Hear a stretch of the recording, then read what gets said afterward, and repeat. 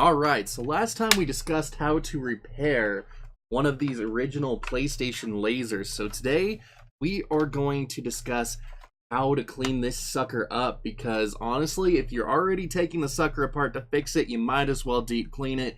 That way it just looks and feels fantastic. It's so smooth. Anyway, let's dig in. Let's first look at the tools we need. Alright, so first up, we're obviously gonna need our PlayStation. This is the one that was featured in the last video, the one we replaced the laser on.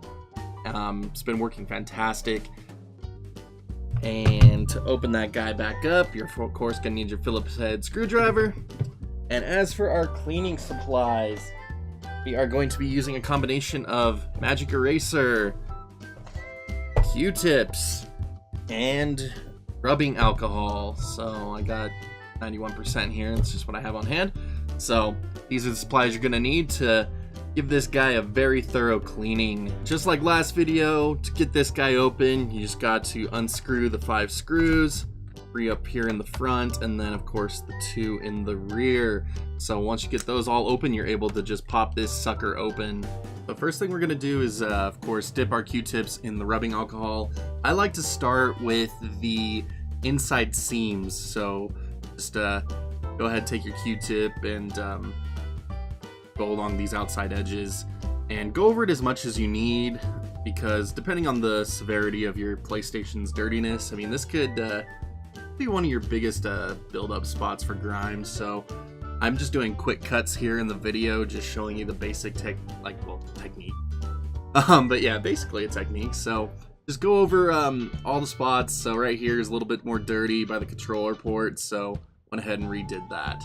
So next up, we are going to go ahead and clean the inside of the top part of the case, especially these fins. But first, we're going to go ahead and take care of the other part of this seam. So just like before, get your Q-tip, rubbing alcohol, and go along the edges of the case. And again, just go over them as much as necessary for how dirty yours is. Make sure to get into the controller ports. This is kind of inefficient the way I'm doing it right here, holding it up for you. I just needed to make sure to get it on camera. So I actually ended up redoing this after I finished filming, just to give it a much more thorough cleaning, if you know what I mean. Next, we're going to move to the inside of the case. So we're just going to go ahead and get some of these surface areas here. Especially over here, you can see huge dust buildup right here. So this would honestly be a lot more effective if you had some sort of dusting brush, but unfortunately I don't have one of those right now. So I'm just using the Q-tip and going over it to try to gather up as much dust as I can. As you can see, it's very, very dirty. And then I'm going to take my magic eraser and kind of polish it up after I've gotten all that dust taken out. So I used a couple of Q-tips. I kind of jump cut it after that first one. Anyway, continue on with the surface cleaning of the inside of the case. Just keep going over areas, get around all of these mounting brackets and all these small areas. This is one of the ways the Q-tip really comes in handy, is you are able to get into these smaller areas, and because the top of the Q-tip does bend, it gets into some of those corners very, very well. Alright, the time has come to tackle these fins. So get your Q-tip, put the rubbing alcohol on it, and then just jab it into those fins and basically go up and down. And after you finish that side, let's go ahead and move on to the other.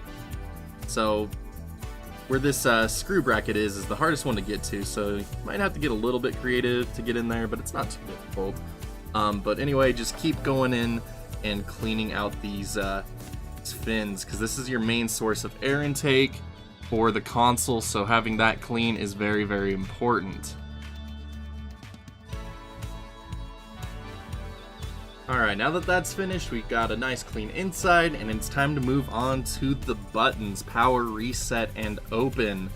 So one of the things that can happen as these get dirty is that the buttons will start to stick. So pop these guys out. They have 2 tabs on the side, so you just squeeze on those and you can pull it right out. Be careful not to lose this spring. So first area I like to clean is the inside of the button panel itself. So that way you can remove any excess grime, allows the button to move more freely, and basically just leads to it feeling, I don't even know what word to use here, just feels smooth. Let's go! Cleaning consoles gets me pumped!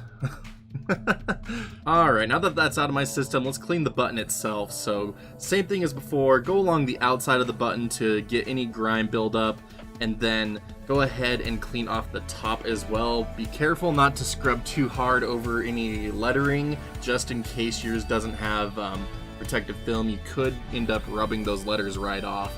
And after that, clean the inside of the button, clean the stem, make sure that this thing has no point of resistance. Once you're finished, go ahead and get that button popped right back into place. Be careful to get it facing the right direction, and go ahead and give it a couple test presses. Alright, once you're satisfied with your power button, let's go ahead and move on to the reset button. So same drill as before, go ahead and clean the outside, clean off the top, make sure don't scrub too hard on the lettering, and then of course clean any excess grime out of the button port itself. Get it reinstalled the correct way, give it a couple taps, then move on to the open button. The open button requires a couple more steps than the others have up to this point, so we're gonna have to flip it over, and there is a spring and 2 screws we have to remove here. So the spring is what triggers the mechanism to latch the gate, so just go ahead and pull it off very simply. You can leave it dangling on the metal piece, which is perfect so that way you don't lose it. And then you go ahead and grab your screwdriver and take off these 2 screws. There's one right here, and the other is right here. So once you get those removed, you can go ahead and pop off this metal piece right here, and then we have the latch mechanism here, so go ahead and set those aside, and then just get your button out like you did the power and reset. The open button does have a screw in it just like power did, so make sure not to lose that.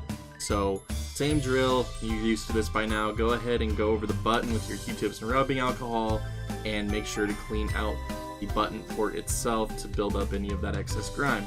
And then once that's finished, go ahead and get it installed. As always, make sure you get this one facing the proper direction. This one a little bit more important than the last since it does actually control the lid. Now, go ahead and get the plastic piece reinstalled. Should only go in one way, shouldn't be too hard to figure out. And then we will go ahead and get the metal bracket reinstalled, put it down, screw in the 2 screws here and here, and then we will go ahead and reattach this spring. And once that's all finished, pop the top and make sure it's still working, and then we'll move on to the next part, which is the lid itself. So the lid takes a little bit of disassembly. There's 2 sides to it that you need to unscrew. One side is the side that has the spring load on, and that's the side we'll tackle second. So you just go ahead and kind of pry this guy out. It has a pull in it that's holding the lid in place, so you just kind of have to slide it out, and then you're able to take the spring out, and then you can slide the rest of the tray, the lid, off. And then we're going to go ahead and clean underneath here. A lot of grime builds up in here because this is a place that isn't accessible to clean normally without taking the whole lid off. So make sure to get every single piece of grime buildup that gets under here because it can get kind of gross. So after you're finished getting out the hinge, just start working on the surface areas. Get into the lower part of the tray. There's grooves on each side that you can see a lot of dirt build up in. Make sure to get the sides of the laser enclosure, and then we'll begin working on the top of the CD tray. So kind of like what I did on the inside, I used the Q-tips to kind of basically dust and clean off the area and make sure you get the whole thing. And then once that is done, we are going to polish it off with our magic eraser. And the magic eraser works really well because it is able to level out any micro scratches that you might have, leaving you with a nice clean case. Moving on to the lid itself, we are going to clean these inside edges with the Q-tip, and then we are also going to repeat the process of dusting and polishing with the magic eraser on the inside. So once you have this looking like you want it to, we are going to go ahead and move to the other side and outer edges. So here we have been cleaning the outside edges. These can get kind of scuffed up just because these are where most of the contact is always happening. Make sure to clean the, is that a gear? I guess it's a gear. And then also this back edge that is usually never accessible. And then front. And now for the sides, just go ahead and polish those out.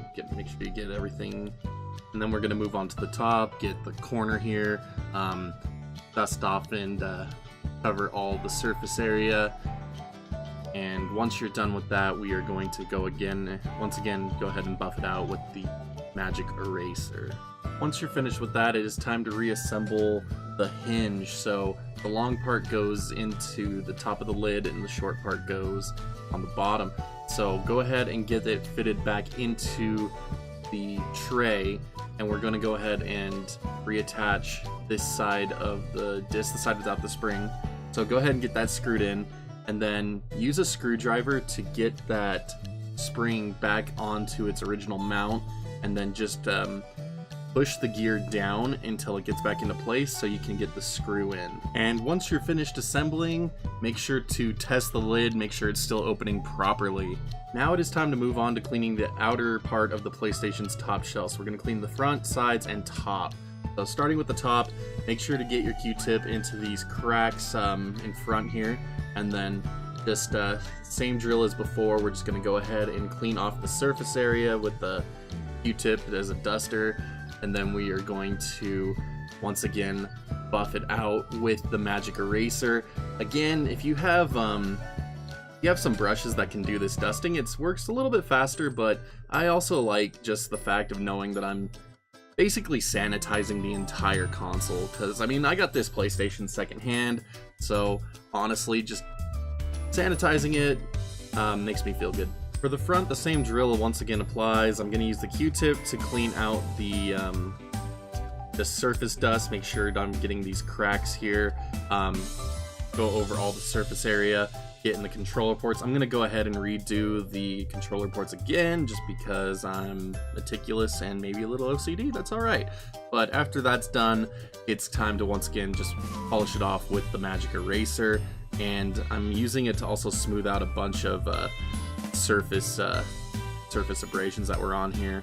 Moving on to the sides, there's this area up top, and then there's once again the fin. So same as on the inside, just go ahead and scrape through each fin. If you have a fin that has more gunk in it, just make sure to get it. If you need to get something a little bit sharper, or solid I should say, I like to use like an old file a little bit to get it, but just make sure you don't scrape it up, because nothing worse than just adding a bunch of scrapes.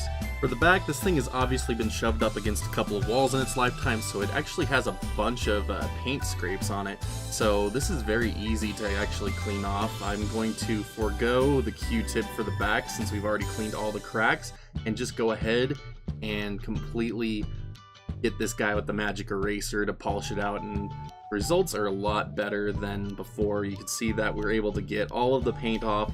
It looks much better and a lot cleaner. Now that we have the top of the case completely clean, we're going to go ahead and reassemble the PlayStation.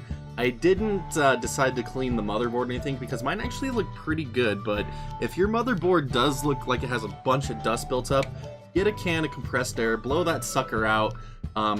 Don't use any rubbing alcohol or anything on there, because it is a solvent, so just don't even worry. Just use the compressed air. Get a dry cloth if you really need to. Like put something down on it. But the last part to clean is obviously the exterior of the PlayStation. I just go ahead and use the magic eraser purely on this one as well, since there aren't any real cracks that you need to get into. You can hit everything at the square angle of the magic eraser, and you're able to polish this sucker up really good. So I had some sticker residue, was able to clear that off very easily with the magic eraser, and there you have it, guys. That is a fully cleaned, ready to be played Sony PlayStation Original. It looks absolutely gorgeous, and I am excited to once again have it at full working order. As always, thank you so much for watching this video. Consoles, I really do enjoy cleaning them a lot, and I hope you guys enjoy watching it. I have a lot more that I'm planning to do in the future, so stay on the lookout for that. And as always, if you wouldn't mind hitting those like and subscribe buttons, I'd greatly appreciate it. Thank you guys, have a great day.